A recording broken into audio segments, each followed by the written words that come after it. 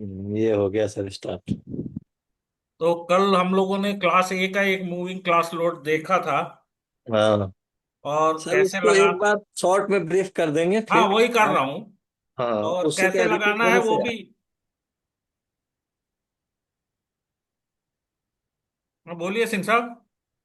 बोल रहा हूँ सर, वो शॉर्ट में थोड़ा ब्रीफ कर देंगे ना, रिपीट हो जाएगा तो हाँ, आ वही कर जाएगा। रहे हैं। तो अपना जो एक्सेल विड था, एक मिनट कोड भी खोल ही लेते हैं, क्योंकि IRC 6 आज अपने को बहुत बार देखना पड़ेगा। कोई भी नहीं।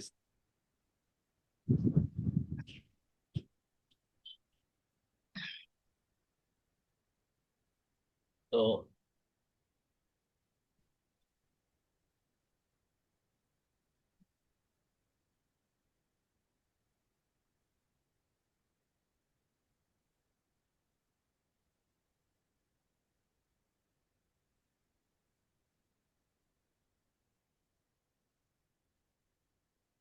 अपना axle centre to centre axle का डिस्टेंस 1.8 मीटर है।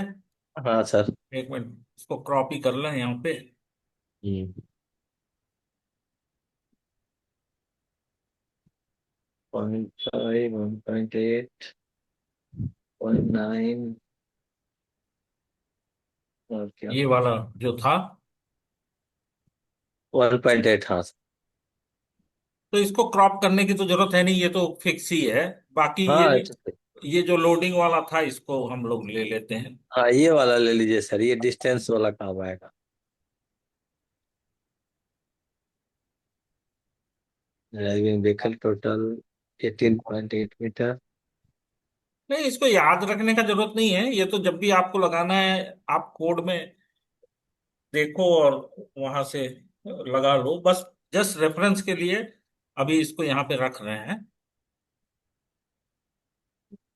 तो इससे हमने जो लोडिंग लगाई है वो थोड़ी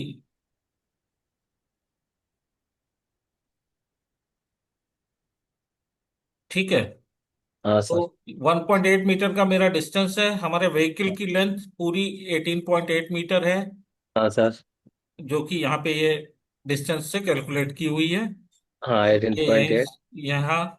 और हमारे टायर की विड्थ 500 mm पकड़ी है हमने, जबकि मतलब एज पर कोड अगर आप देखें तो टायर की दो तीन विड्थ IRC 6 में दी हुई है। लेकिन हम लोग अब यहाँ पे देखेंगे आप तो 6.8 mm, ये 6.8 टन के एक्सल लोड के लिए टायर वेट। नहीं, ये क्लास बी की लोडिंग है। एक मिनट, क्लास ये ए। ए में सर 500 मेंशन है। नहीं, वो अलग अलग टायर के लिए अलग हाँ जैसे 11.4 के लिए हाँ 500 दिया हुआ है। हाँ, ये और हम लोग सिक्स लिए पॉइंट एट और 2.7 टन के लिए कम 200 हो दिया हुआ जाएगा। है। पर हाँ। नॉर्मल प्रैक्टिस यही है कि या तो आप हर एक व्हील का एक एक लोड डिफाइन करो, या एक ग्राउंड एरिया 500 mm पकड़ के इसको हम्म। डिफाइन कर दिया जाता है। ये सही है ना सर, मैक्सिमम लोड पर रहेगा तो सेफ रहेगा। हाँ। तो ये इसको हम लोग ऐसे डिफाइन कर लेते हैं। Minimum distance from the crash barrier 0.15 दिया हुआ है। ये जो एफ लिखा हुआ है यहाँ पे, अगर इसमें देखेंगे आप, एफ जो है, हाँ दिस इज 1.15 फॉर हाँ क्लास ए। हाँ।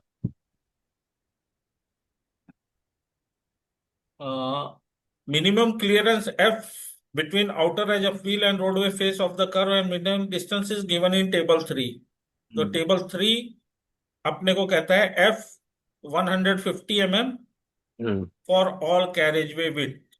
मतलब कोई भी कैरेजवे की आपकी विड्थ तो अपने को 150 रखना है। 150 रखना है। और ये जो जी है,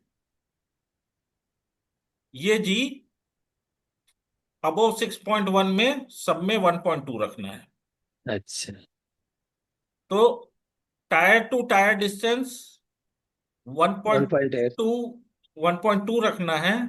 एक्सेल टू एक्सेल डिस्टेंस 1.8 रखना है, और कर्व से डिस्टेंस 0.15 रखना है।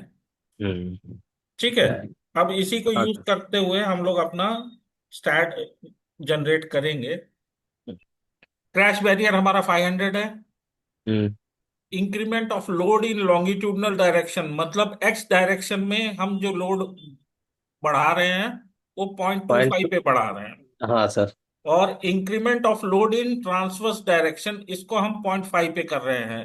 लॉन्गिट हाँ जी। मतलब जेड डायरेक्शन में जो लोड मूव हो रहा है। जेड में 0.5, एक्स में आप 0.25। आप 0.2 भी कर सकते हो, उसका कोई वो नहीं है। हम्म। आप 0.25 भी कर सकते हो जेड डायरेक्शन में, जैसे 1 मिनट के लिए अटैच नहीं किए आज।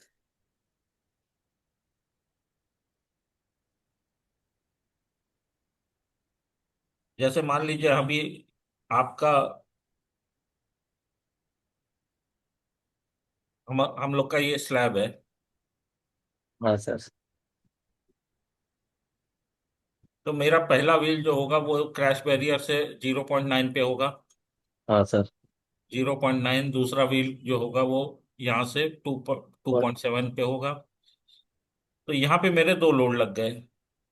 और इसको मैं आगे बढ़ा रहा हूँ 0.25 के 250 mm के डिस्टेंस पे। हम्म। और इसको इधर जब शिफ्ट करना है, आप उसको 250 भी कर सकते हो। अगर 250 करोगे तो मतलब नंबर ऑफ लोड जनरेशन बढ़ जाएंगे। ज्यादा हो जाएगा। हाँ। हम लोग इसको 250 ही कर देते हैं अभी के लिए।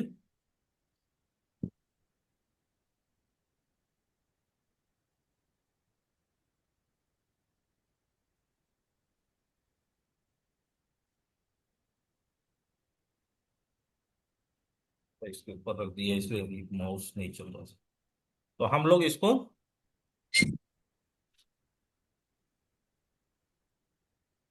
यहाँ पे 0.25 कर देते हैं। और स्पैन का लेंथ हमारा 15 मीटर है। हाँ। कैरेज विड्थ 12 मीटर है। हाँ। और इफेक्टिव कैरेज वे 11 ही मीटर का है, क्योंकि 12 माइनस क्रैश बैरियर की लेंथ निकाल देंगे। हाँ। तो हमारा जो पहला लोड है, ये यहाँ पे कैसे आ गया ये, मिनट। तो हम लोगों ने यहाँ ड्रॉ किया था ना।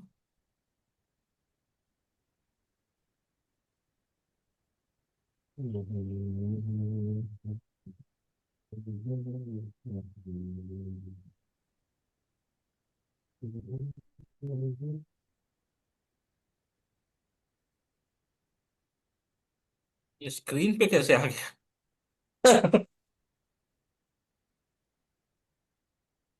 भाई वो बंद करें। ये क्या चल रहा है लपड़ा। बहुत कपड़ा है सर।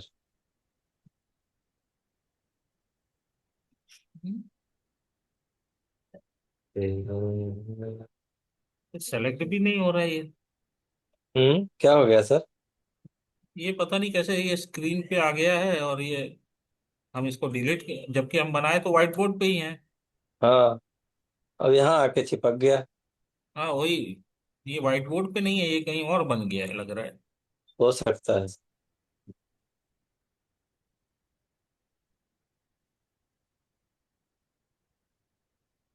अब ये पूरा चलता ही रहेगा बीच में। सेलेक्ट भी नहीं हो रहा है, ये डेस्कटॉप पे भी दिख रहा है ऐसे ही।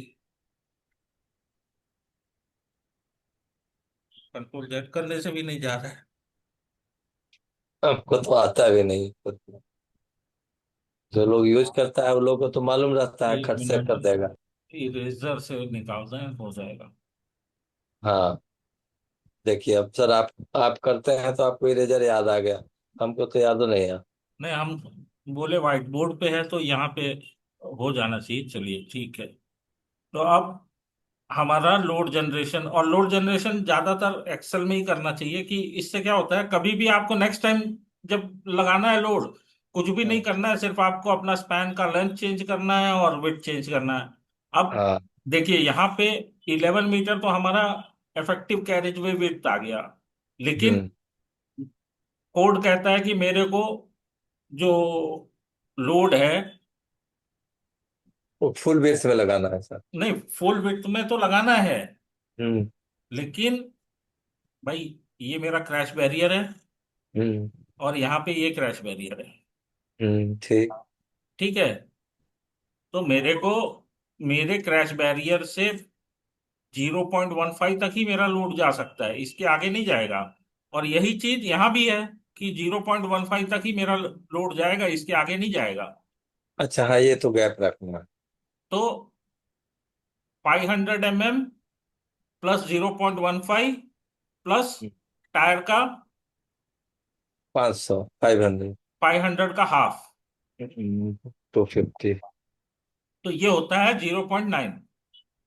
हाँ, ये टोटल 0.9, हाँ, तो ये तो जीरो याद है। यहाँ पे मेरा एक्सल जो रहेगा वो हम्म। मैक्सिमम यहाँ से 0.9 पे रहेगा। मतलब हम लोड को वैरी करते हुए लेके जाएंगे यहाँ हम्म। से ऐसे, लेकिन इस क्रैश बैरियर से 900 mm के आगे हम नहीं आगे जाएंगे। नहीं जा पाएगा, तो हाँ, सर, हमारा सर। इफेक्टिव वेट जो बन रहा है, तो भले ही 11 मीटर बन रहा है, वजनी 18, लेकिन उसमें से हम 1.2 माइनस हो जाएगा सर। नहीं 0.9 माइनस करेंगे ना। एक ही साइड होगा ना, 0.9 सर, दोनों तरफ होगा ना सर। नहीं नहीं, पहला लोड तो हम 0.9 पे डिफाइन ही कर हाँ, रहे हैं, लेकिन हाँ, आखिरी हाँ। वाला लोड मेरा 10.1 मैक्सिमम जा सकता है। 10.2,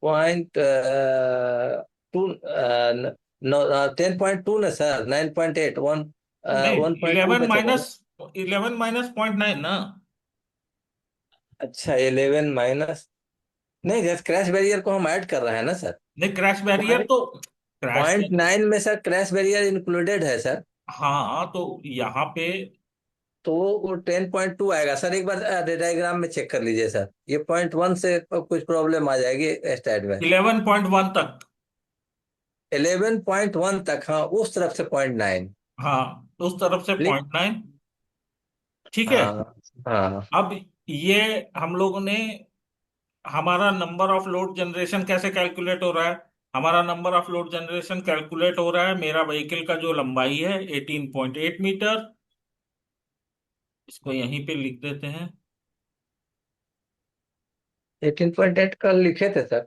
हाँ, तो नहीं, वो इधर है सर, राइट साइड 18, में है सर। हाँ नहीं, ये राइट साइड इधर में है ऊपर सर। भी है, 18+8 प्लस मेरा स्पैन का लेंथ जितना है 15 मीटर, और हाँ, डिवाइडेड बाई मेरा लॉन्गिट्यूडनल इंक्रीमेंट जितना है 0.25। 0.25, हाँ। तो ये 135.2 आ जाएगा। This is equal to 18। हाँ, 135, 150 हम लोग लिए थे सर कल। हाँ, 18.8 प्लस 15 ब्रैकेट डिवाइडेड बाई 2, ये तो, हाँ, 18.8 प्लस, अच्छा 0.25 से डिवाइड करना है ना, 2 से नहीं करना है। तो ये हम बोले कैसे कर, क्या कर बोल 135.2 लोड जनरेशन मतलब हम करेंगे, तो हमारा व्हीकल हमारे डेक स्लैब से नीचे निकल जाएगा, तो हम उसको 135 ना रख के 150, मतलब थोड़ा सा हाँ। बढ़ा के। हम्म। और ये जो है डिफाइन मूविंग लोड, ये स्टैड की डेफिनेशन है कोई भी लोड डिफाइन करने के लिए। ठीक है। तो ठीक है। हमारा क्लास ए जो रहेगा वो टाइप 1 रहेगा, जो कल हम लोगों ने इसमें स्टैड में भी बनाया था। अगर हम्म। हम,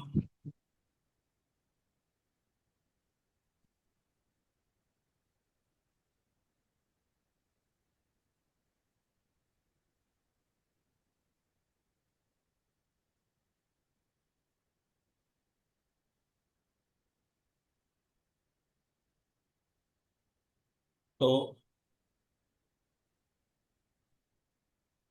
जो हम व्हीकल, जो हमने डेफिनेशन दो तरह से डिफाइन की थी, एक व्हीकल 1 की थी और एक व्हीकल 2 की थी। तो अभी फिलहाल के लिए हम यहाँ से व्हीकल 1 और ये 2 एडिटर में से डिलीट मार दे रहे हैं, क्योंकि हम लोग इसके लिए पूरी अब लाइव लोड के लिए हम लोग एक अलग से पूरी ही फाइल बनाएंगे, सपोर्ट्स तक रहेगा, डिफाइन मूविंग लोड से लेके और यहाँ तक का, इसको पूरा डिलीट कर देते हैं। ये फाइल हमारी सिर्फ एसआईडीएल और उसकी रह जाएगी।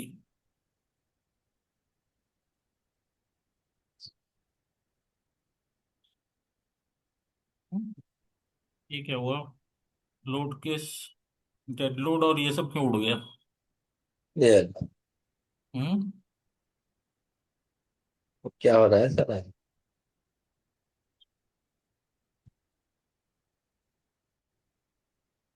1 मिनट।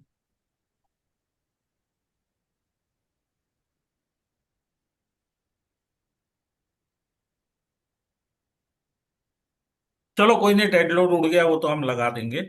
ठीक है। हम्म। हम हमारी जो ये एक फाइल रहेगी, ये SIDL वाली रहेगी 01। इसी को हम लोग कॉपी कर लेते हैं और एक फाइल बना देते हैं नई। उसका नाम कर देते हैं 02 लाइव लोड कॉम्बिनेशन। ठीक है। अब हम्म। हम लोग वर्क करेंगे लाइव लोड कॉम्बिनेशन वाली फाइल में। डेड लोड और क्रैश बैरियर सरफेसिंग ये सब दूसरी फाइल में रहेगा। अब यहाँ पे आना है अपने को। लोड डेफिनेशन तो हम यहाँ से व्हीकल डिफाइन कर दिया है हम लोगों ने। हम्म। तो ये व्हीकल डेफिनेशन हर एक टाइप के व्हीकल के लिए ये सेम ही रहती है। सिर्फ इसमें अच्छा। बदलेगा क्या? विड्थ। ये टाइप 1 अगर मैंने क्लास A को दिया है, टाइप 2 में दे दूंगा मेरे 70R व्हील को, टाइप 3 दे दूंगा 70R ट्रैक को, टाइप 4 मतलब स्टैट का जो स्पेस। कमांड है वो हर एक व्हीकल के लिए अलग अलग विड्थ लेता, ये टाइप लेता है। अच्छा। तो आप जितने व्हीकल डिफाइन करोगे उसका टाइप बदलना है आपको, और ये लोड बदलना है, लोड और डिस्टेंस। तो लोड 1 पॉइंट, क्योंकि यहाँ से उठाया हुआ है हमने 1.35 सारा। तो ये देखेंगे अगर आप लोड, तो ये सारा सेम एज इट इज जो यहाँ पे है, यहाँ पे डिफाइन किया हुआ है, उसको डिवाइडेड बाई 2 करके यहाँ पे ये लोड लिया गया है।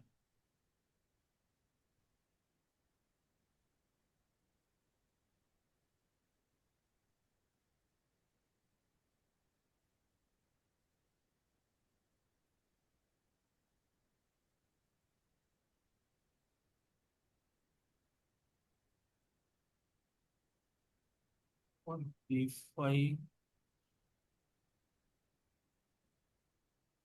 ये हम लोग कुछ और व्हीकल का लोड उठा लाए हैं क्या? तो ये 1.6 दिख रहा है।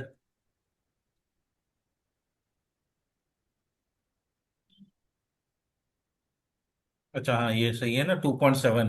हाँ, वो दूसरा कोई लोड हम लोग उठा के लेके चले गए थे। अच्छा। ये 1.35 दिख रहा था ना उसमें। हाँ।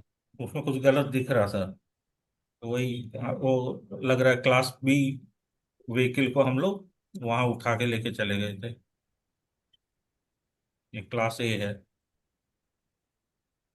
क्लास एक ट्रेन। हम्म। तो वही है कि अपने को व्हीकल का लोडिंग सिस्टम याद नहीं रखना है। अपने को बस ये याद रखना है कि क्या कैसे करना है। बाकी तो कोड पढ़ के आप खुद ही देख सकते हैं। ठीक है। तो हाँ सर। 2.7 डिवाइडेड बाई 2 1.35, फिर 2.7 डिवाइडेड बाई 2 1.35, 11.4 डिवाइडेड बाई 2 5.7। ठीक।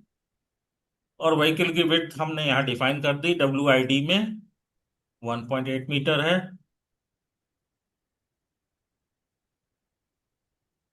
तो जो चीजें हमको चेंज करनी रहती हैं उसको बेसिकली हम लोग ऐसे रेड में करके रख लो, कि हम्म। कभी भी आपको याद रहे कि मेरे को ये चीजें चेंज करनी है। हम्म। अब हम करते हैं लोड जनरेशन। अब लोड जनरेशन हमारा 150 है। तो ये स्टैट का स्टैंडर्ड कमांड है किसी भी लोड जनरेशन करने के लिए। Load generation 150 type 1। और ये -18.8 हमने रखा है। -18.8 इसलिए रखा है कि वो हमारा व्हील लेंथ हो गई नहीं सर? हाँ, व्हील की लेंथ नहीं हुई। अगर हम्म। जैसे हमारा जो स्लैब है, वो तो हमारा सर ये 15 का है। ये स्लैब है, तो हम -18.8 इसको देंगे, तो ये हम्म, व्हीकल का पहला व्हील जो है वो यहीं पे आएगा, जस्ट स्टार्टिंग पे। अच्छा। और मान लो 18.8, -18.8 की जगह हम लोगों ने इसको कुछ और दे दिया, -12, माइनस कुछ, या नहीं भी दिया, तो क्या हम्म, होगा, मेरा व्हीकल जो है वो आगे बाय सरक डिफॉल्ट स्टैट इसको 18.8 मीटर आगे ले लेगा, गया। अच्छा। क्योंकि वो व्हीकल की लेंथ स्टार्ट टू एंड, वो एंड पॉइंट को डिफाइन करता है। अच्छा। जैसे कल हम आपको बताए ना कि अगर आप विड्थ डिफाइन करोगे, तो आपको ये वाला व्हील का उसको स्पेस दे, डिस्टेंस देना है यहां से, हम्म, वो ऑटोमेटिक ये 0.9, 1.8 पकड़ के दूसरा वाला व्हील प्लेस कर देगा। हाँ। वैसे ही अगर आप इसको 18.8 दे दोगे, तो बाय डिफॉल्ट व्हीकल तुम्हारा कहीं यहां पे आ जाएगा। तो -18.8 इसलिए देते हैं कि मेरा व्हीकल जो है जस्ट स्टार्टिंग से चले, और ये मेरा एंड पॉइंट है, तो स्टैट इसको 18.8 को डिफॉल्ट पकड़ता है। हम्म, तो -18.8 जब आप करेंगे, तो मेरा पहला व्हील जो है वो स्लैब के ऊपर रहेगा लोड जनरेशन के टाइम पे। और ये हर व्हीकल के लिए एप्लीकेबल है, ठीक है। हाँ। तो ये हमारा कांस्टेंट रहेगा -18.8, ये हमको एक बार डिफाइन जरूर करना है। और उसके बाद पहला जो मेरा इंक्रीमेंट है, ये जो है zero, this is my Z direction. तो जीरो तो हमेशा मेरा जेड डायरेक्शन में जीरो ही रहेगा। भाई, हमने जो अपना स्लैब बनाया है, हम्म, उसका कोऑर्डिनेट क्या रखा है? ये मेरा अगर स्लैब है, तो मेरा यहाँ का कोऑर्डिनेट क्या है? 0, 0, जीरो, 0। जीरो। तो एक्स भी 0 है यहाँ, एक्स और वाई जेड जेड भी तीन। 0 है। हम्म, हम्म। हाँ। मेरा वेरी क्या करेगा जब मैं, नहीं, जेड नहीं 0 है मेरा, एक्स 0 है ना। जेड यहाँ तो सर जेड तो पॉइंट जेड, नाइन हो गया। हाँ आगे बढ़ेंगे तो 0.9 हो जाएगा सर। जी, लेकिन सर वाई जीरो क्यों यहाँ रखे हैं? वाई तो ऊपर का डायरेक्शन है, वो भी 0 ही रहेगा ना। अच्छा, वाई पर पॉइंट पर, हमारा हाँ। हाँ जेड इस ऐसा पॉइंट है, पे। ये ऐसा है, वाई यहाँ से ऊपर जा रहा है। हाँ ठीक। तो ये तीनों पॉइंट का कोऑर्डिनेट 0 है, तो ये मेरा एक्स कोऑर्डिनेट 0 रहेगा, और जेड कोऑर्डिनेट जो है वो 2.7। 0.9 हो जाएगा। ठीक है। हाँ सर। तो यहाँ पे हमने अपना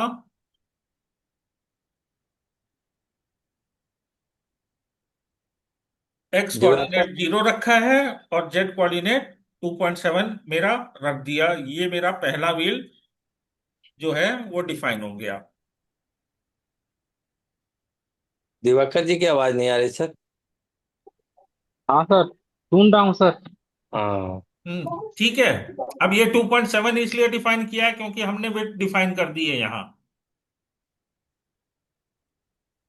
हाँ 1.8 ठीक सर। अगर ये विड्थ हमने नहीं डिफाइन की होती, तो हमको दो मूविंग लोड बनाने पड़ते, एक 0.9 पे और एक और टू एक पॉइंट सेवन 2.7 पे, लेकिन हमने विड्थ डिफाइन कर दी है, तो हमें एक ही लोड देना है, जो कि 2.7। अब इसमें हमको कुछ नहीं करना। अब हमने 0.25 का इंक्रीमेंट यहाँ लगा दिया है, हाँ। तो सेम ऊपर से इसी को लोड जनरेशन को कॉपी करना है, नीचे पेस्ट कर दो। लोड टाइप 1 ही रहेगा, मेरा व्हीकल डिस्टेंस में 18.8 ही रहेगा, एक्स कोऑर्डिनेट मेरा 0 ही रहेगा, वाई कोऑर्डिनेट जो है मेरा, जेड कोऑर्डिनेट, वो 0.25 से बढ़ जाएगा, एक्स इंक्रीमेंट 0.25। हाँ 0.25 से बढ़ा। ठीक है। हाँ सर। और इसमें अपने को कुछ नहीं करना, सेम चीज उठा के कॉपी करते चले जाओ, नीचे पेस्ट करते चले जाओ, क्योंकि इसमें क्या किया हमने, इसको 2.5 इसको ऐड कर दिया है, हम्म, 0.25। और लोड जनरेशन मेरा 150 ही रहने वाला है, एक्स इंक्रीमेंट मेरा सेम ही रहने वाला है, सबको उठाओ कॉपी करके पेस्ट नीचे। अब ये डिस्टेंस आ गया 5.45। 5.45 हमें जाना कितने तक है, हम जा सकते हैं 11.1 तक। तो अब हाँ इसको और थोड़ा सा कॉपी करके यहाँ पेस्ट कर दीजिए आप। 5.45, 6, 7, 8, 9, 8.7, अभी और पेस्ट कर दो। 0.95,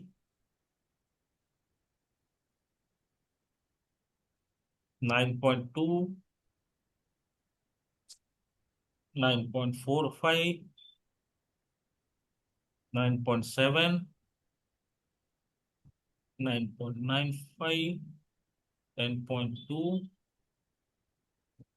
ten 10 point point four two five 10 point. दो तीन और पेस्ट कर देंगे तो अपना हो जाएगा। हम्म, हम्म ये देखिए 10.95 के बाद में जीरो ये कर दिया सर। ये जीरो कर दिया, क्योंकि 10.95 के आगे अगर हम जाएंगे तो हम हमारा व्हील जो है वो 11.1 से क्रॉस कर जाएगा। हम्म, क्योंकि यहाँ पे अगर हम इसको 2.7 ऐड कर दें 10.95 में, 10, 10 और 12 हो जाएगा सर।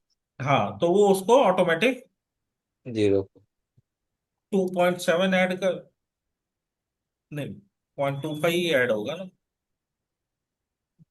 0.2595 है तो 11.2 हो जाएगा ना सर। वही कह रहे हैं 0.25 ऐड करेंगे तो ये 11.2 हो जाएगा, जबकि हमारा व्हील जो है मैक्सिमम इलेवन वो point eleven one point one तक ही जाएगा। तो ठीक है, इसको हम डिलीट मार। डिलीट कर देते हैं। तो लोड मेरे जनरेट हो गए सारे के सारे। अब इसको कुछ भी नहीं करना, यहां से define vehicle type, moving load, और यहां से नीचे तक का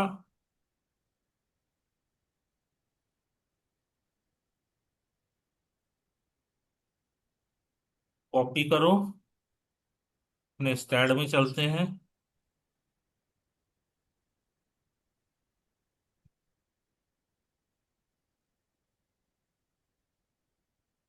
पेस्ट कर दीजिए।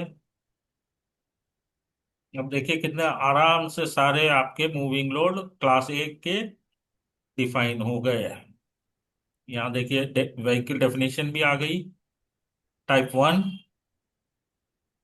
इसको अगर आप देखना चाहें तो यहाँ देखो विथ डिफाइन है और सारी लोडिंग डिफाइन है। और अब नीचे ये देखिए मेरे इतने लोड जो है, लोड नंबर 1 से लोड नंबर 5100 तक क्लास ए का लोड डिफाइन हो गया। 5001 लोड। हाँ। अच्छा 0.25 पर है, इधर 0.25 पर है। हाँ ठीक है। तो हाँ सर। इसीलिए हम लोग 0.5 पे रखते थे कि ये कम हो लोड जाता था। जनरेशन जो है वो कम हो। अब इसका हम्म। एक काम करते हैं, अब लोड एनवलप मेरा जो बनेगा, एक लोड हाँ एनवलप भी बना लेते हैं। अब लोड एनवलप 1, इसमें हम चेक करेंगे स्ट्रेंथ, और सारे लोड हम लोग इसको इस साइड शिफ्ट कर देते हैं, क्योंकि ये क्लास ए का ही सारा लोड है। ऐड करो और क्लोज करो। तो ये बन गया एनवलप 1। ठीक है।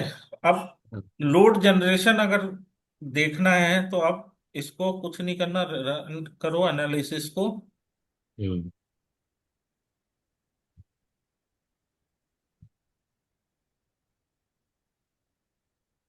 अब देखिए इतने लोड जनरेट हो गए तो थोड़ा टाइम लेगा, नहीं तो अभी हाँ तक पास हो जाएगा। फास्ट हो जाता। लेकिन ठीक है,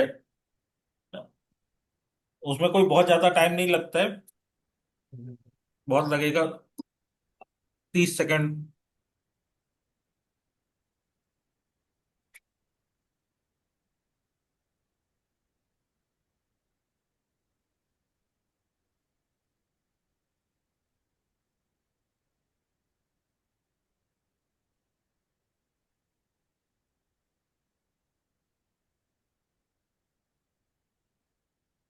मेन चीज है कि एरर नहीं आना चाहिए बस।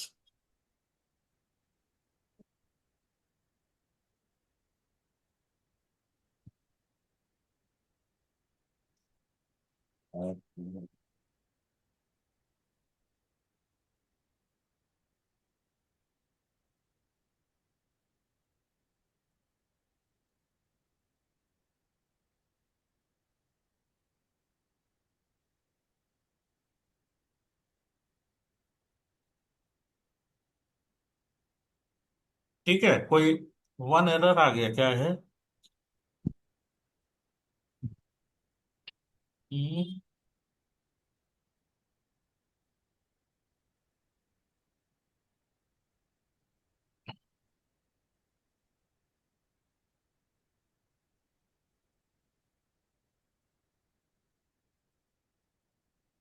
Define element of type one, no more than 444 loads are allowed in envelope one. Okay, तो एनवलप में अगर आपको देना है तो आप 444 ही लोड दे सकते हो। तो हम लोग इसको क्या करते हैं, load increment in transverse direction 0.5 कर देते हैं, क्योंकि हम लोगों ने ज्यादा लोड डिफाइन कर दिया है। नंबर ऑफ, तो अब हमारा 11.1 कहाँ आ रहा है, यहाँ पे 10.7 पे खत्म हो जा रहा है।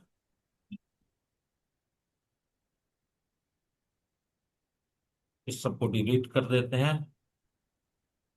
और एक्सेल में काम करने का यही फायदा है कि देखो, एक एरर आया, हम्म। हम लोग वहां देखे और आके सीधे यहाँ पे कॉपी करो, एक पॉइंट चेंज किए, अपना सारा सिस्टम सही हो गया।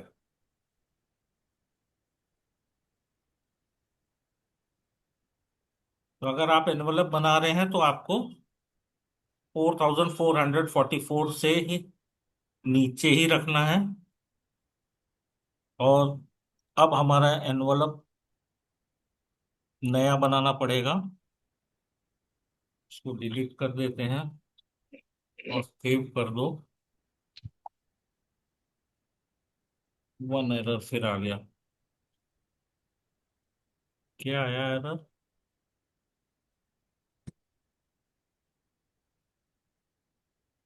एरर तो दिखा नहीं रहा।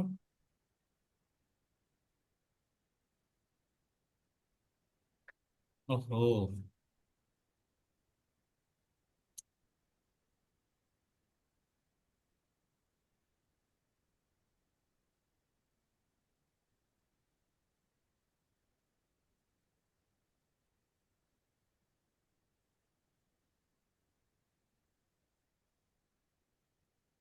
क्या प्रॉब्लम हो गई?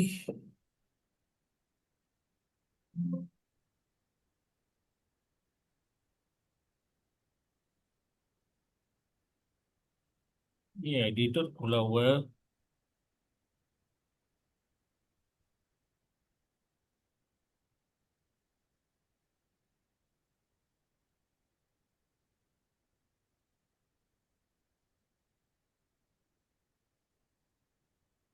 हम्म,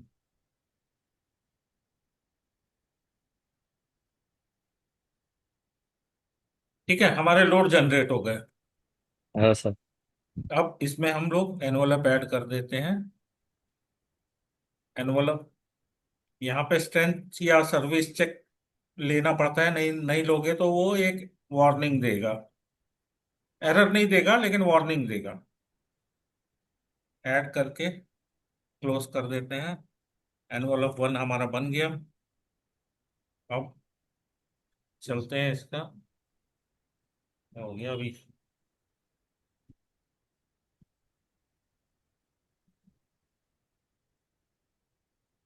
मॉडलिंग में तो है भैया,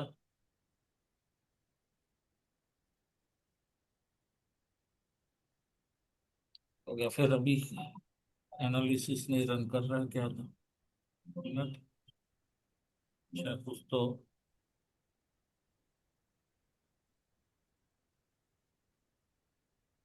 फाइल एक बार फिर से खोल लेते हैं।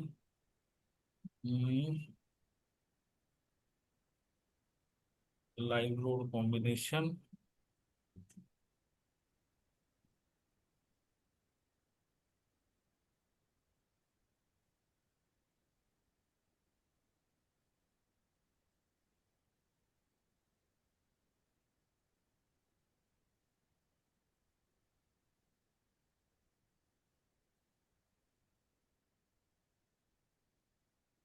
अब कोई एरर नहीं आना चाहिए मोस्ट प्रोबेबली। एक एरर अभी भी दिखा रहा है। क्या दिखा रहा है? शायद।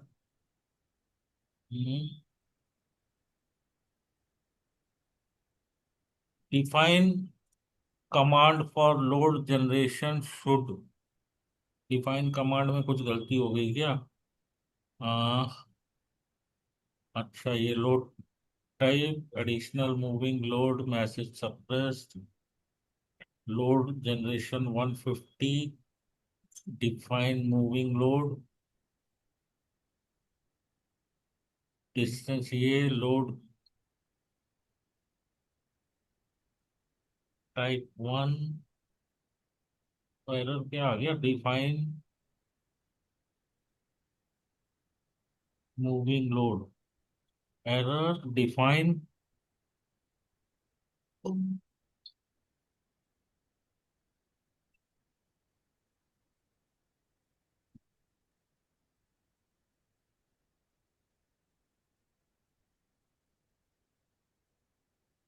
प्राइमरी लोड के पहले तो इसमें तो और कोई लोड तो हम दे नहीं रहे ना। In define moving load, load type 1, ये। एक मिनट। Vehicle definition, weight type 1, cruise, load gauge detail.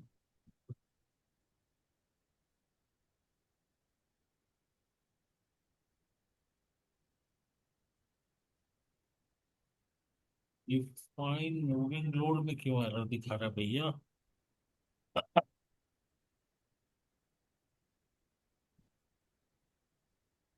Group definition,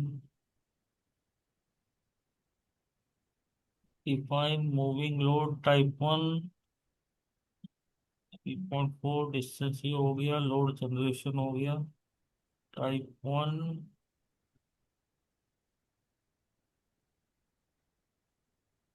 ये तो एनवलप हो गया, एंड डिफाइन एनवलप।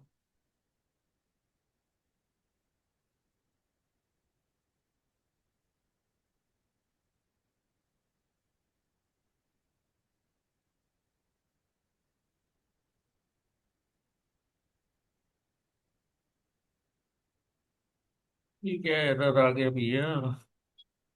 अभी तो सही चला था।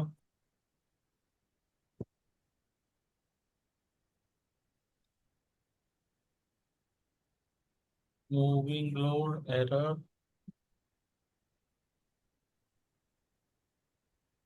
Define command for moving load generation should be provided before specifying primary load cases। ठीक है, चलो एक काम करते हैं, इसको हम डिलीट कर देते हैं। एक नया व्हीकल डेफिनेशन ऐड कर देते हैं।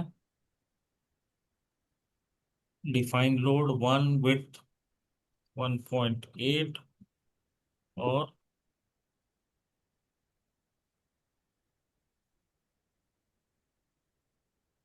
यहाँ से हम लोड डेफिनेशन कॉपी करके पेस्ट करते हैं। Add close. अब देखते हैं एरर तो ये रह गया।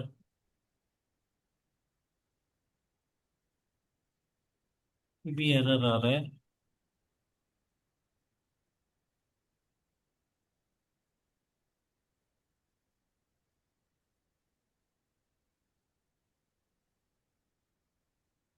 ये क्या कह रहा है?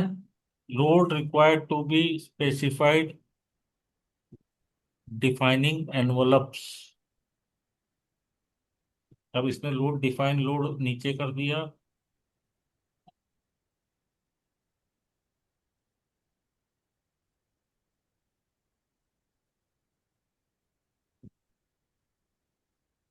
ठीक है, इसको हम डिलीट मार देते हैं। अब देखें क्या एरर आ रहा है। अभी भी एरर दे रहा है। Load required to be specified define envelope.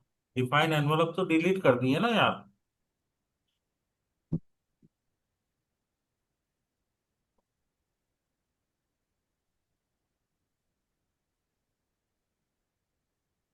यार ये लेक्चर को दोनों ही डिलीट कर दे रहे हैं। और लोड तो यहाँ पे कोई लगा ही नहीं है। तो अब देखते हैं ये लोड जनरेट कैसे कर रहा है फिर। अब सही हो गया। अब हम यहाँ से लोड जनरेशन अपना क्या कॉपी करते हैं।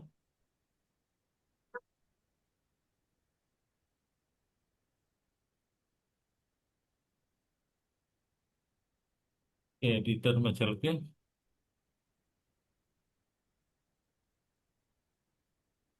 यहाँ पे पेस्ट कर दो।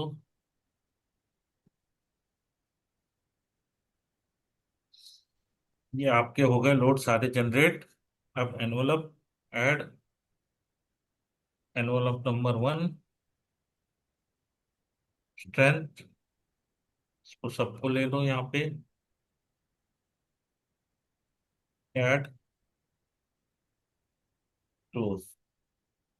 अब हम एनालिसिस करके देखते हैं कि हमारा फाइल चल रही है कि नहीं। ये क्यों आ रहा है वहाँ। अब क्या आ गया।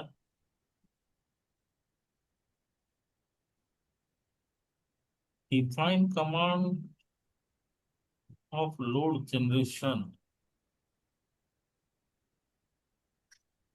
एक मिनट, इसको कुछ एनवलप की वजह से ही ये लफड़ा कर रहे हैं। इसको एनवलप को हटा देते हैं, अभी एनवलप कल देखा जाएगा। इसको हम डिफाइन एनवलप, इसको डिलीट मार दो।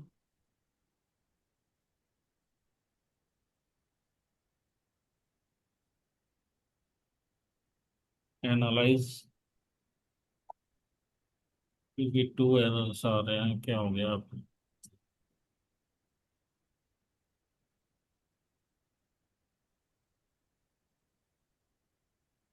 Finish command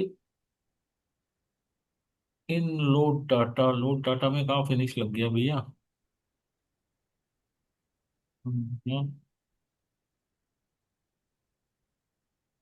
load generation 150, define moving load distance, ये हो गया load generation 150।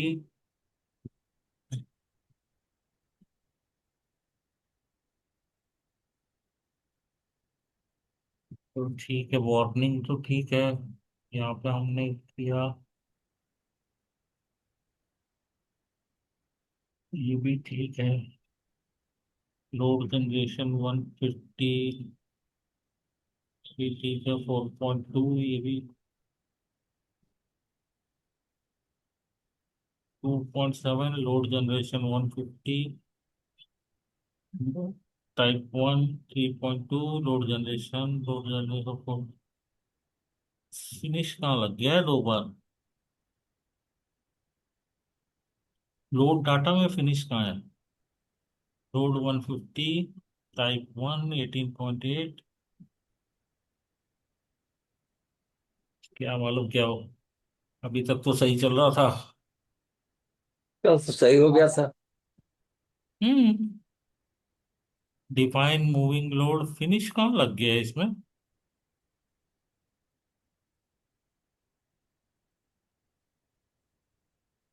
Define moving load ये हो गया। लोड जनरेशन 150 हो गया। तो सब सही चल रहा है। लोड जनरेशन 150 एक्स इंक्रीमेंट ये। अच्छा, देखो एक छोटी सी चीज मिस हो गई है और आपको वो परेशान कर रहा है हम्म। और उस पर ध्यान भी नहीं जा रहा है। क्या था सर? आपको जब एनालिसिस करना है तो स्टैट को एक कमांड देना है, परफॉर्म एनालिसिस। वो नहीं, वो डिलीट हो गया था, उसी की वजह से वो परफॉर्म किया नहीं। उसके परफॉर्म के बगैर वो फिनिश कमांड लगा हुआ था।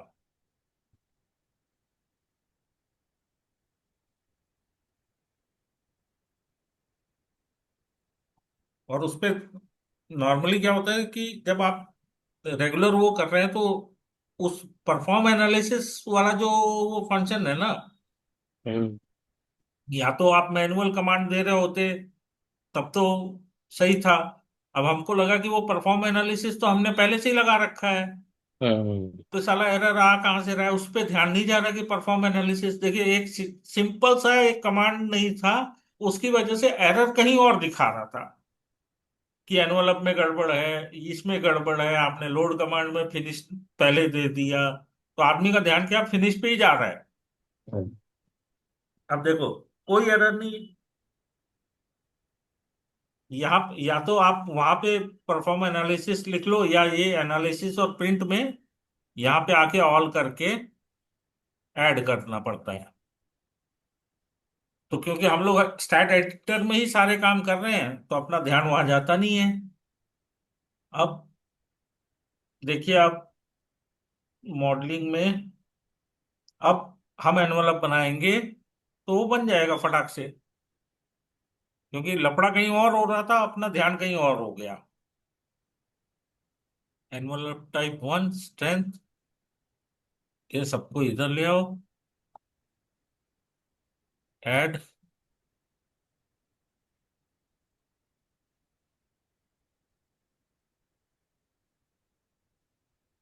और क्लोज इसको।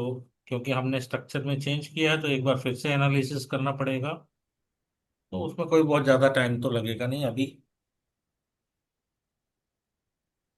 आज हम लोग क्लास 3A तक का व्हीकल कैसे डिफाइन करना है वो कर लेंगे, ठीक और सर।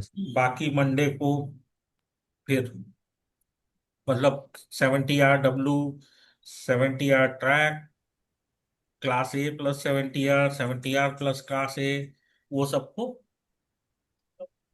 मंडे। ये वो हम्म।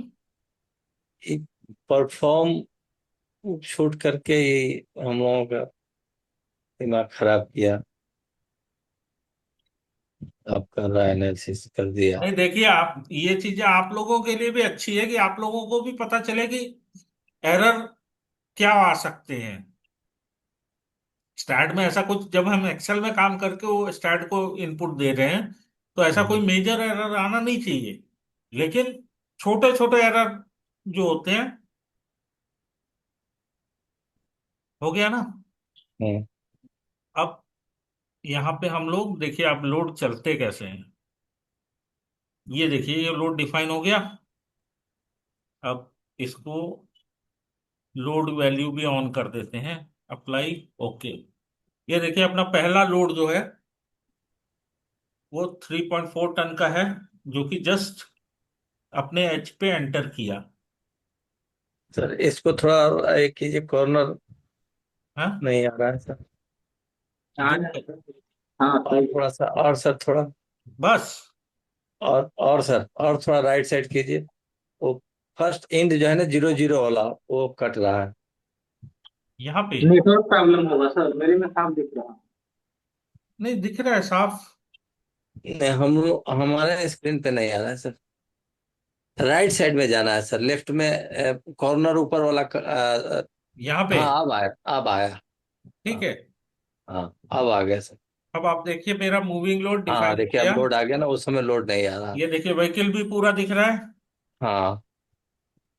18.8 मीटर का। हम्म अगर ये माइनस में मैंने नहीं दिया होता तो ये व्हीकल कहीं यहाँ यहाँ पे दिख रहा होता अपने को। एक लोड में आपको चेंज करके भी दिखा देते हैं, अगर हमने इसको -18.8, लेकिन अभी फिर करेंगे फिर एनालिसिस। ना, फिर एनालिसिस हो जाएगा। हाँ तो ठीक है, अभी यही रखते हैं। हम्म अब आपको दिख रहा है ये व्हीकल का लोड 3.4 टन है, जो कि हमने इसको दिया हुआ है हाँ। पहले व्हीकल का, ये 3.4 टन।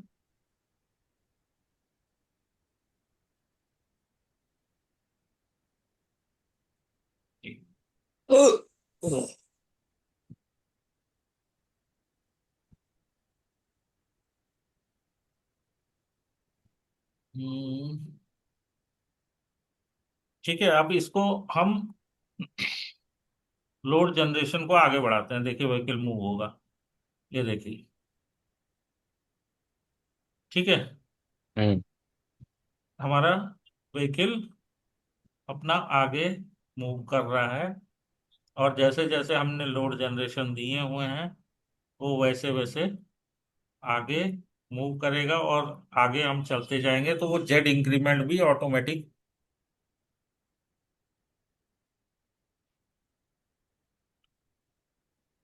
ये देखिए जेड इंक्रीमेंट दिख रहा है। हाँ। हाँ सर। ठीक है, हाँ। ये जेड इंक्रीमेंट हो गया, और इसी का हमें एक्स इंक्रीमेंट देखना है, तो यहाँ पे चले जाओ, इसको सेलेक्ट करो, और ये देखो आपको एक्स इंक्रीमेंट भी व्हीकल का चलो। दिखाने लगा कि मेरा व्हीकल कैसे चल रहा है।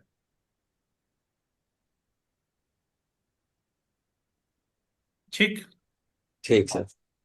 ये हो गया क्लास ए सिंगल लेन, जो कि मेरा पूरे स्ट्रक्चर पे चल रहा है। अब क्योंकि मेरा जो ब्रिज है वो 3 लेन ब्रिज है, हाँ। क्योंकि कोड कहता है यहाँ पे,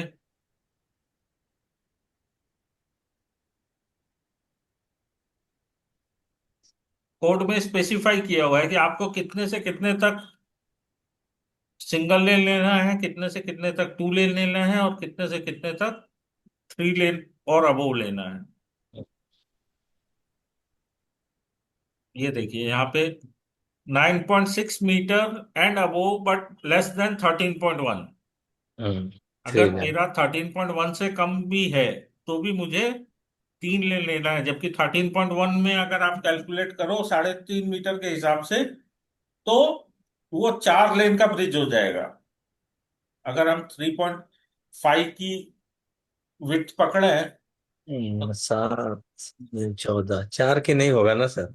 4 में तो 14 मीटर हाँ चाहिए ना? 14, मतलब 13 पॉइंट, इसलिए कोड भी स्पेसिफाई कर दिया कि नाइन ठीक पॉइंट ठीक सिक्स आएगा। से ऊपर और 13.1 से कम हो तो आपको 3 ही लेन पकड़ना है। हाँ ठीक सर।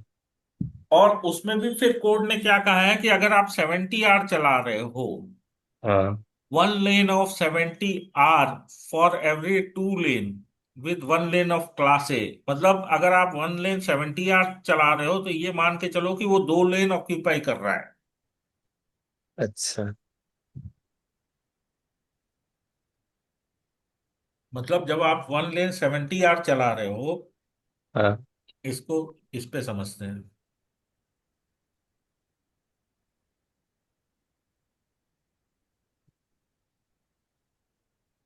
में कोड क्या कहता है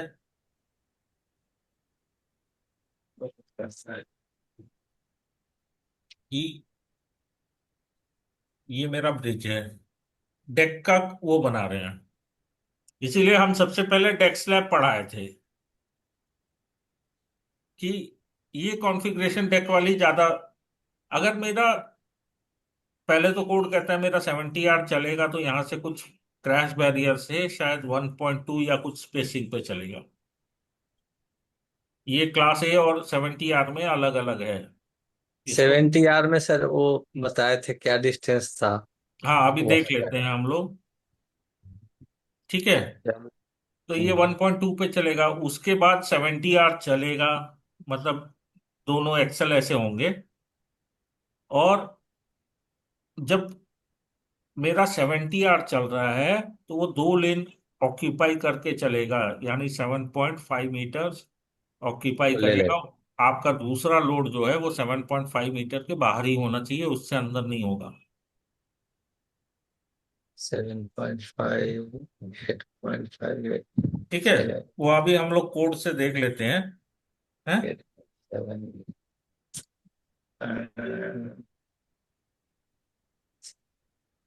ठीक था। हम्म? 8.7, 11.7। वो अभी कैलकुलेट करेंगे, अभी तो 70 आर नहीं चला रहे, अभी तो हम सिर्फ 3 लेन की बात कर रहे हैं, क्योंकि यहाँ हाँ पे दिखाया हुआ है देखो, जब 70 आर व्हील चल रहा है या 70 आर ट्रैक चल रहा है तो मेरे इस पोजीशन से 7.25 मीटर तक कोई दूसरा लोड नहीं चलेगा।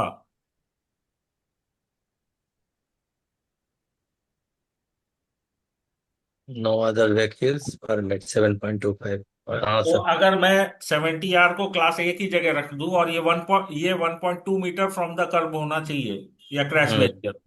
अगर मैं 70 आर मतलब इस इमेज को उल्टा कर दूं, क्लास ए को इधर कर दूं और हाँ। 70 आर को इधर कर दूं, तो ये पहली चीज तो इस कर्व से 1.2 मीटर पे चलेगा। और दूसरा लोड मेरा 7.25 के बीच में नहीं चलेगा। हाँ। तो अपनी दो कंडीशन बन जाती है कोड में कि अगर मेरा 70 आर क्लास ए के साथ चल रहा है, अगर मेरा 70 आर ये क्लास ए की लोडिंग है, हाँ। क्लास ए, तो क्लास ए तो क्या है, मेरा कर्व से क्रैश बैरियर से 0.9 पे पहला व्हील आएगा ठीक और सर। दूसरा 2.7 पे आएगा। हाँ। अब क्लास ए जब ऐसे चल रहा है तो मेरा कोड में कहा है कि यहां से 1.2, तो 1.2 में इसका 250 आ जाएगा और इसका कुछ व्हील का डिस्टेंस आएगा, वो भी ऐड होगा। मतलब 1.2 प्लस क्लास ए का wheel divided by 2 plus class 70 R का व्हील या 70 आर ट्रैक डिवाइडेड बाई 2। तो ये मेरा दूसरी पॉइंट लोकेशन आएगी क्लास 70 आर के लिए, व्हील के लिए या ट्रैक के लिए। और उसी के हिसाब से मेरा उसका दूसरा लोड आएगा। ठीक है, हाँ सर। ये तो एक कंडीशन हो गई। हम्म। अब दूसरी कंडीशन ये है कि ये क्रैश बैरियर के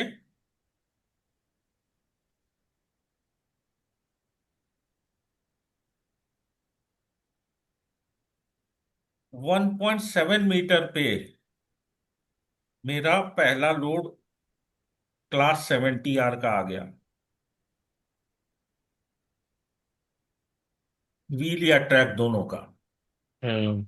अब व्हील और ट्रैक के बीच में जो स्पेसिंग होती है ये शायद 1.93 मीटर्स की होती है, वो हम लोग देख लेंगे। और फिर कोड ये कहता है कि यहां से 7.25। 7.25, वो ये नहीं कहता क्रैश बैरियर के बाहर से, वो कहता है क्रैश बैरियर के अंदर से। और यहाँ पे 0.5 और रहेगा। हाँ। यहां से यहां तक कोई दूसरा लोड परमिटेड नहीं है। मतलब 7.75 के बाद ही आप अपना +250 करके व्हील का जो डिस्टेंस है, अपना व्हील का, क्लास ए का व्हील है, तभी हम अपना दूसरा लोड क्लास ए का यहां रख सकते हैं। हम्म। ठीक है, हाँ। ये चीज समझ में आई ना। हाँ। हाँ। ये बहुत इंपॉर्टेंट चीज है। दो दो ये केस तो बनेंगे ये हैं। सब ये बहुत जरूरी है, ये समझ में नहीं आता, मैं एक दो बार पढ़ा हूँ, नहीं आता था तो बंद कर दिया। लोडिंग नहीं, समझ में नहीं आता था। एक्चुअली होता क्या है ना कि हम किताब को या कोड को ऐसे पढ़ते हैं तो वो समझ में आता ही नहीं है। नहीं आता। मैं अगर कोई कोशिश किया थोड़ा था, सा नहीं बता आया। देगा उसमें, हाँ। मतलब जैसे आप कह रहे हैं ना नहीं समझ में आता, हम हम्म। लोग भी शुरू में जब वो करते थे तो जो जिनको पता रहता था हमारे सीनियर जूनियर लोगों को, वो हम लोगों को भी नहीं बताते थे। हम्म। भैया सब इसको बता देंगे तो फिर ये आएगा किस लिए हमारे पास, है। गुरु शब्द अब बता देगा सर, तो हाँ, चेला तो फिर गुरु हो जाएगा। हाँ, तो मतलब हम लोग देखो डिजाइन ऑफिस में शुरू में आपको खेलने के लिए दे दिया जाता है तो काम तो कम रहता है। हम्म। लेकिन आपको अगर थोड़ा सा ही काम दिया है और उसी में आप फंसे हुए हो कि यार ये कैसे आ गया, ये कैसे आ गया, वो आपको समझ में ही नहीं आ रहा हम्म। और सामने से कोई बता नहीं रहा, तो वहां पे समझने में जो टाइम जाता है ना,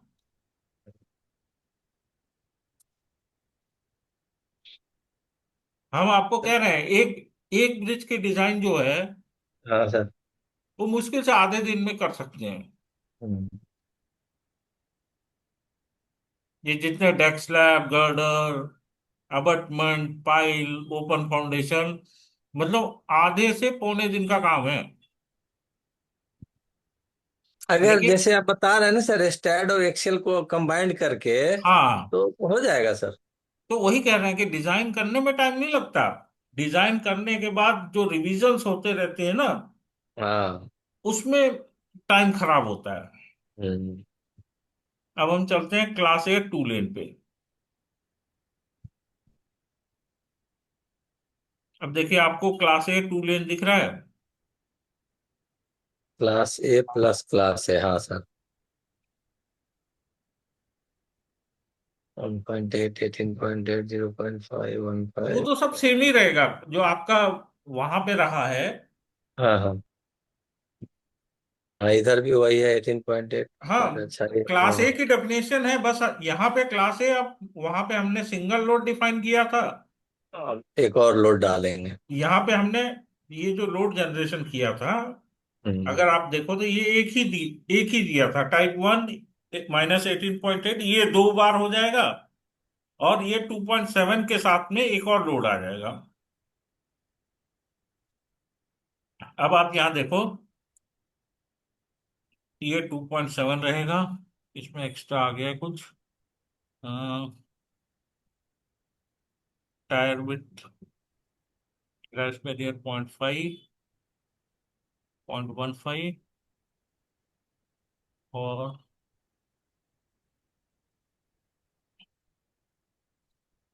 ये 1.8 क्यों लेता है?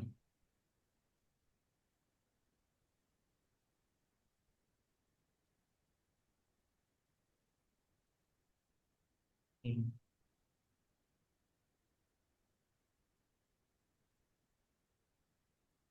E7, E7 हमारा क्रैश बैरियर, E6.15 हो गया। व्हील फ्रॉम क्रैश बैरियर, उसके बाद में ये टायर विड्थ हो गया 500/2, और उसके बाद 1.8 प्लस E5 क्या है, बस ये नहीं रहेगा।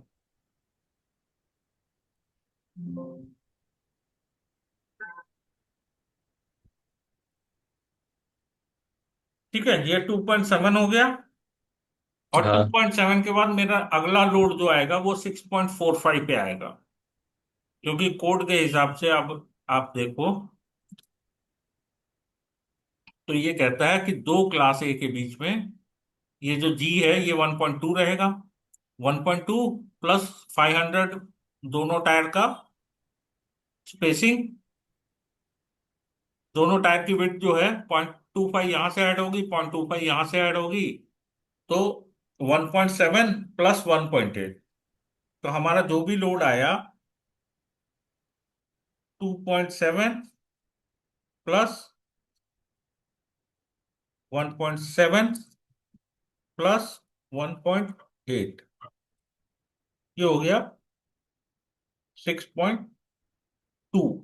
तो क्योंकि यहाँ भी वही वो लगा हुआ है 0.25 वाला, इसलिए ये गलत दिखा रहा है।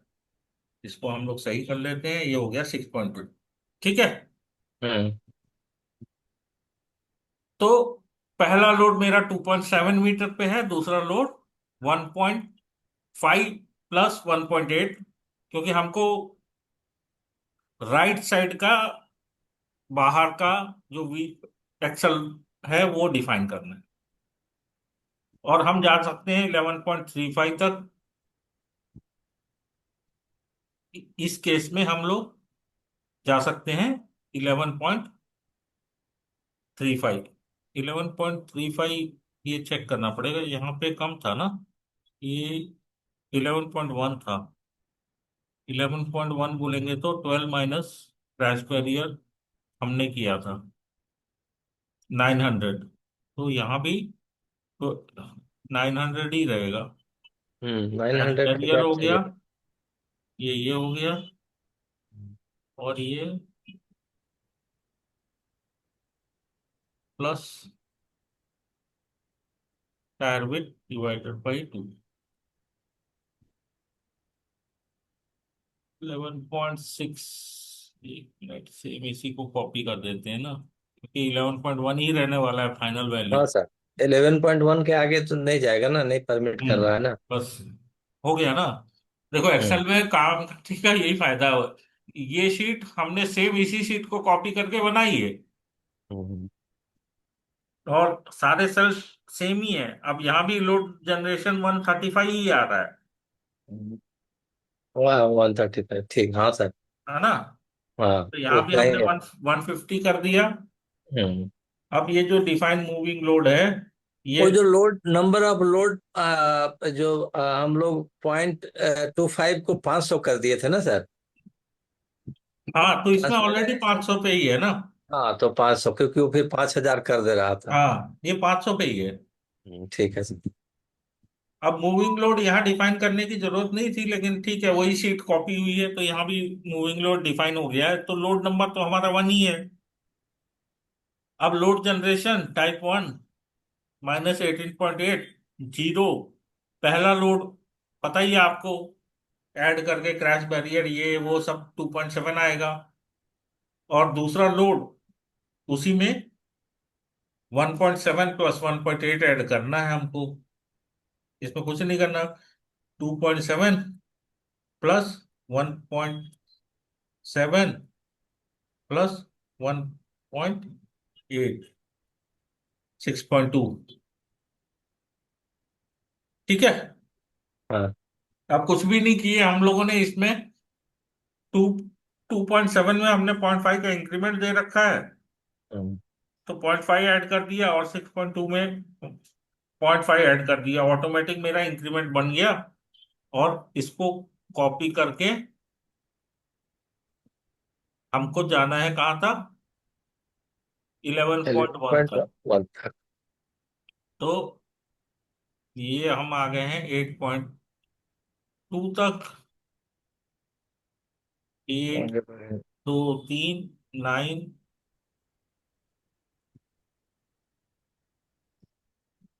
यहाँ पे आप इसको कर दीजिए पेस्ट। ये नाइन आप आ पॉइंट गए टू 9.2। फिर पेस्ट करना होगा सर। 9.7, 10.2, 9.7, 10.7। 10.2। एक और लेगा सर, हाँ इसके बाद जीरो हो जाएगा। ये जीरो हो गया। हाँ, हो ही जाएगा सर। 11.2 हो जा रहा है। तो यहाँ तक हमारा लोडिंग रहेगी 10.7 तक। हाँ। आप कुछ भी मत करो, सिर्फ लोड जनरेशन को कॉपी करो, क्योंकि लोड तो हमने moving load already define class ए कर रखा है। हम्म। इसको हम कॉपी करते हैं। हम्म। अब एक चीज अच्छी दिखाते हैं आपको। हम लोड जनरेशन तो 150 ही उसको बोल रहे हैं, लेकिन क्लास ए का इसने 2550 तक का लोड जनरेट कर दिया है। अब जो हम्म। अगला लोड जनरेट करेगा वो 251 पे जनरेट करेगा।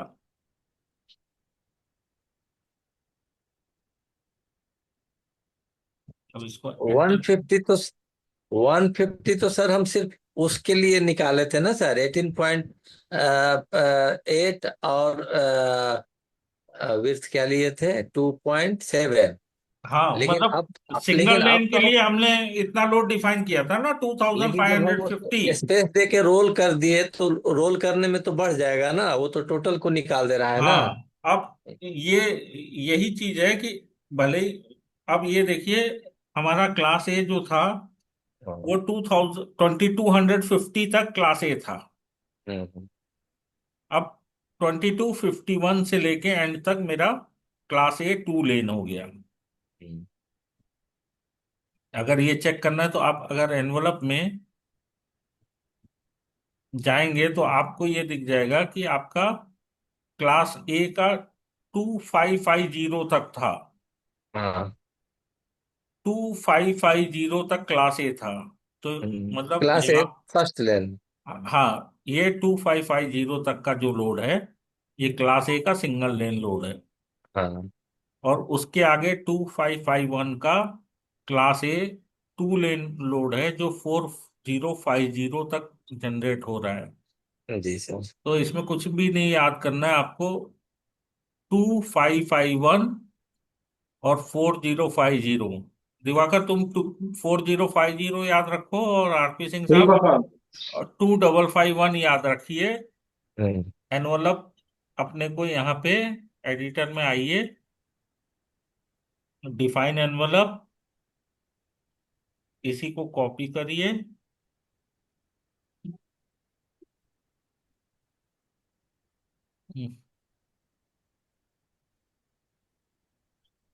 कॉपी, इसी को एंटर करिए, कंट्रोल V।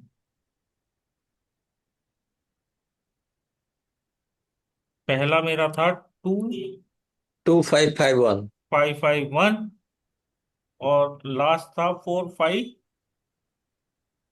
दिवाकर 4501 शायद सर। है 4505, नहीं ना। 4050 था शायद। चलो वो तो करेक्ट कर लेंगे। मेरा एनवलप टाइप रहेगा 2। हाँ, ये टाइप बदलना बहुत जरूरी है। नहीं वो तो फर्स्ट को पकड़ेगा ना सर। हाँ, नहीं तो वो फर्स्ट को ही पकड़ लेगा, फिर एरर दिखाएगा आपको कि आपने एनवलप नहीं डिफाइन किया। 4050 था, जो कि फोर जीरो शायद फाइव जीरो हमने 4050 ही पकड़ा है।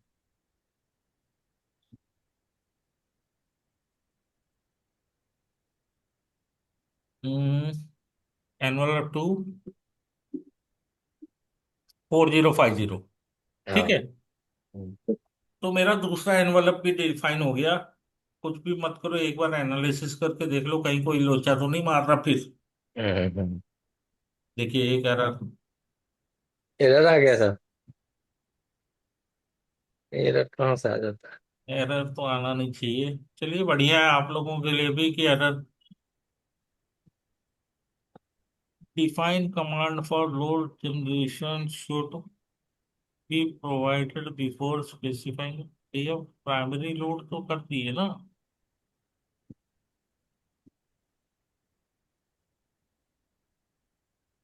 लोड टाइप 1, एक मिनट,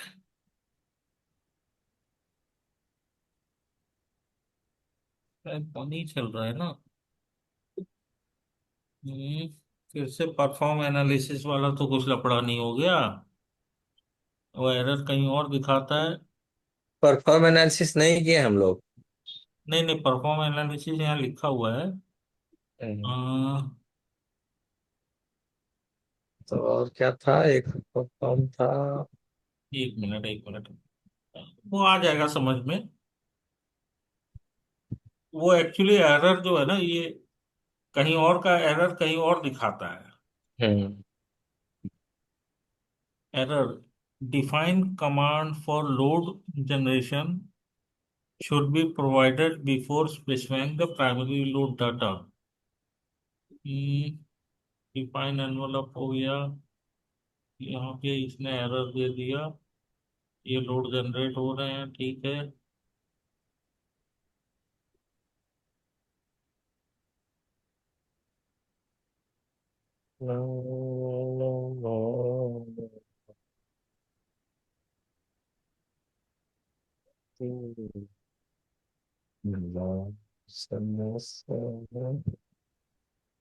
अपना एनवलप की वजह से ही हो रहा है, एक मिनट, इस एनवलप को डिलीट करें, अभी देखें।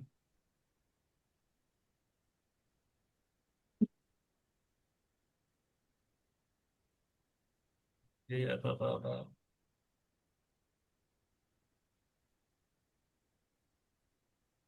हम्म,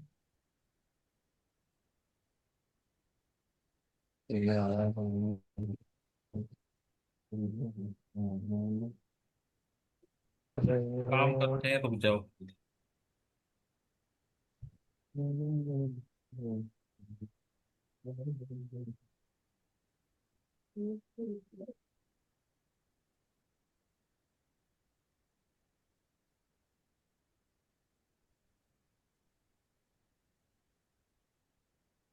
इसको हम डाइव लोड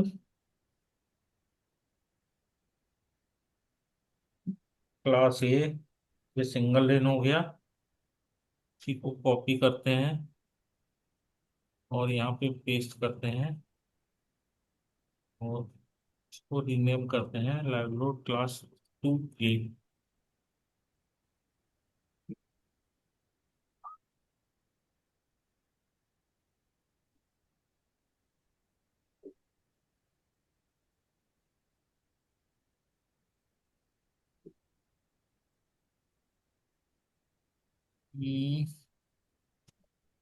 लोड जनरेशन 150, इसको सारे को हम एनवलप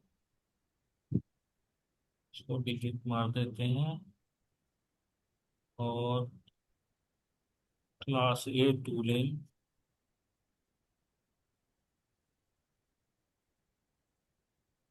को कॉपी करते हैं।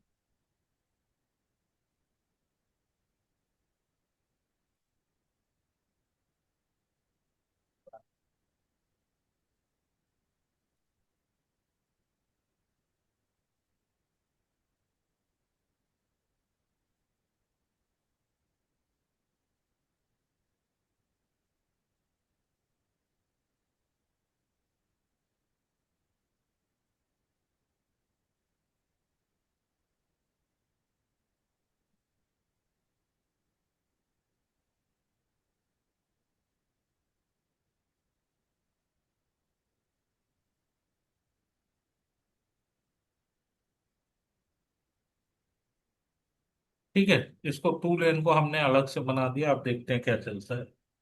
ऐसे एरर आना नहीं चाहिए अलग अलग। एक एक्चुअली हम लोग पहले अलग अलग बनाते थे, आज पहली बार मैंने इसको एक साथ।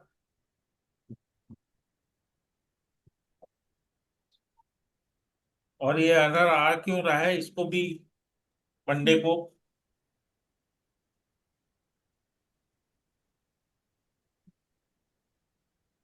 अच्छा। देखिए यहाँ फर्स्ट क्लास चल रहा है। हम्म, हम्म। हाँ हम्म, सर।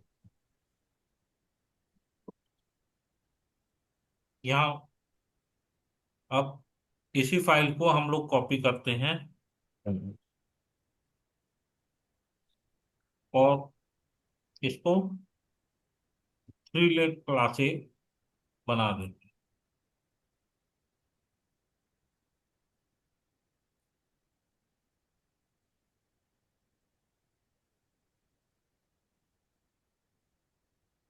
ठीक है, अब हमको करना क्या है, इसी फाइल को आप कॉपी करिए क्लासेस 2A को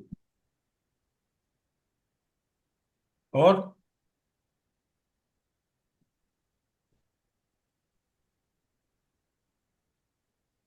मूव और कॉपी क्रिएट ए कॉपी। इसके पहले चाहिए ओके। ये क्लास है, इसको रीनेम कर दीजिए।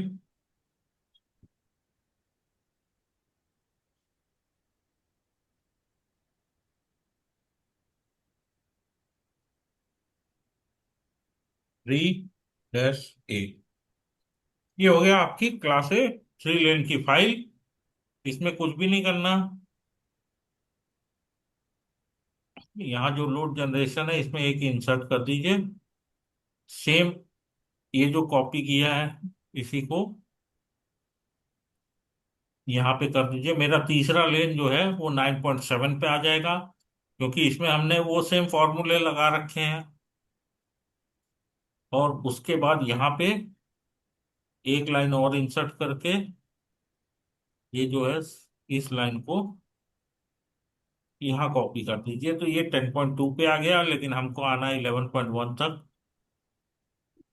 10.7 तक आएगा ना लास्ट। हाँ मतलब नहीं, 11.1 तक है। अब देखते हैं वहां तक पहुंचने में कितना आता है। हम्म।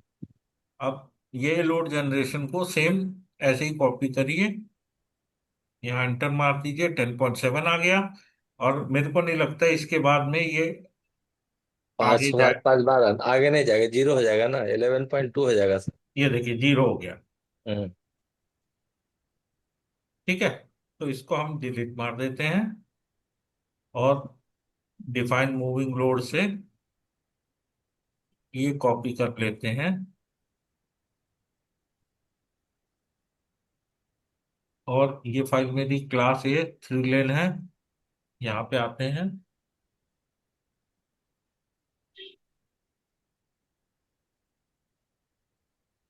डिफाइन मूविंग लोड से नीचे तक का सारा, यहाँ तक का पेस्ट कर देते हैं। और ये मेरी क्लास 3 लेन की फाइल बन गई। अब इसको एनालाइज कर लेते हैं हम लोग।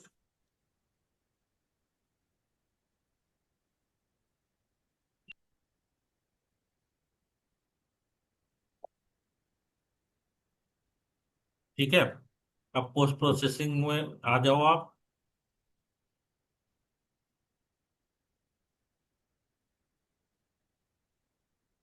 अब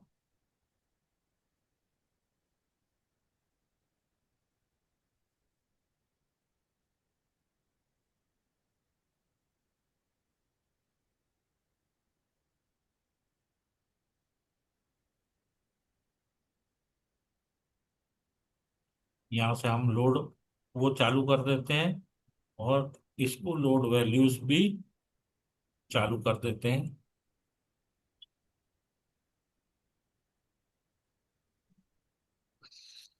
तो अब आप देखिए,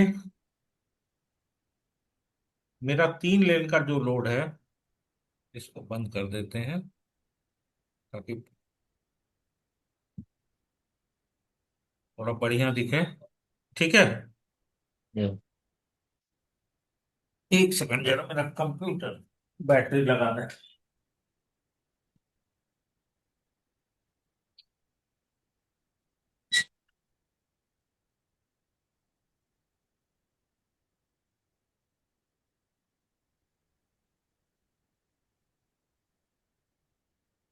हम्म।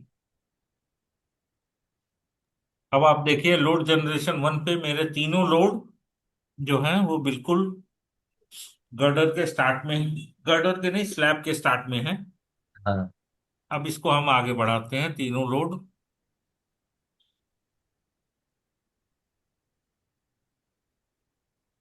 देखिए, मतलब अब आपको समझ में आएगा कि एनालिसिस जो हम कर रहे हैं वो क्या कर रहे हैं। अब ये देखिए, यहाँ पे मेरा लास्ट लोड आ गया, और लास्ट लोड आगे चल रहा है, और दूसरा लोड इस पे फिर वो चल रहा है। ठीक है, हम्म। अब ये समझ में आया ना कि हाँ, कैसे लोड चल रहा है। हाँ।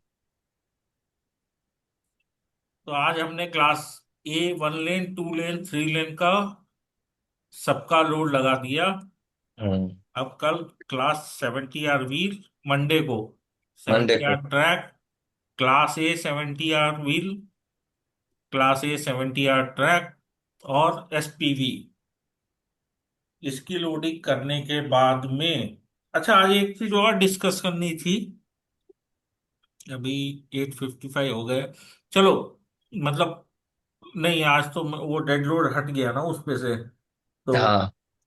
मंडे को डिस्कस करेंगे, क्योंकि या तो दो चीजें हैं, या तो आप जो है डेड लोड जो है वो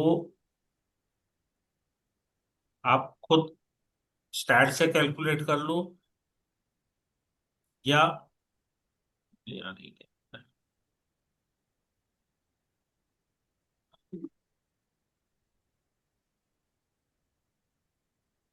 या यहाँ एक्सेल में आप देखोगे तो हमने लोड कैलकुलेशन बना रखी है, forces due to self weight. और ये बेंडिंग मूवमेंट और शियर फोर्स दोनों यहाँ कैलकुलेट कर रहे हैं। ये प्रिकास्ट बीम की कैलकुलेट कर रहे हैं, डेक आउटर और डेक इनर की कैलकुलेट कर रहे हैं। आज क्योंकि स्टैट में से वो वैल्यू हट गई है, तो हम कंपेयर करके आपको नहीं दिखा सकते यहाँ पे।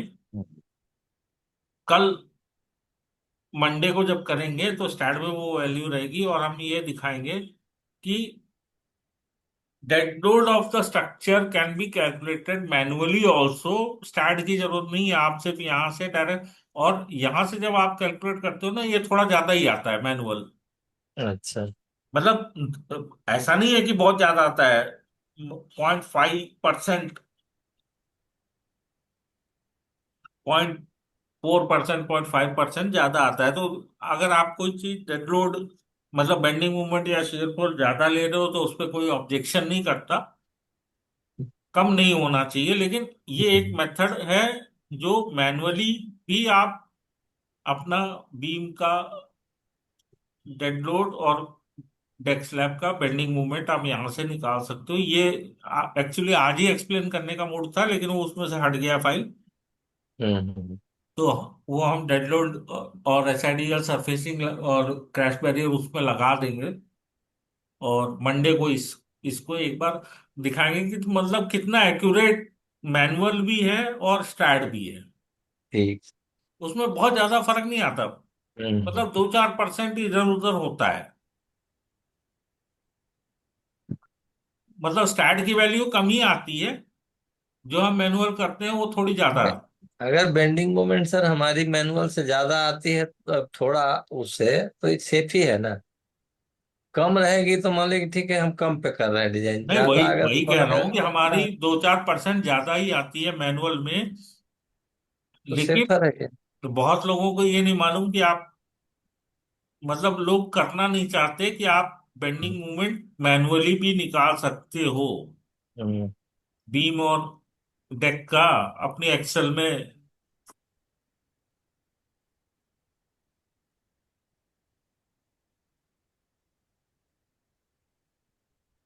तो हम लोग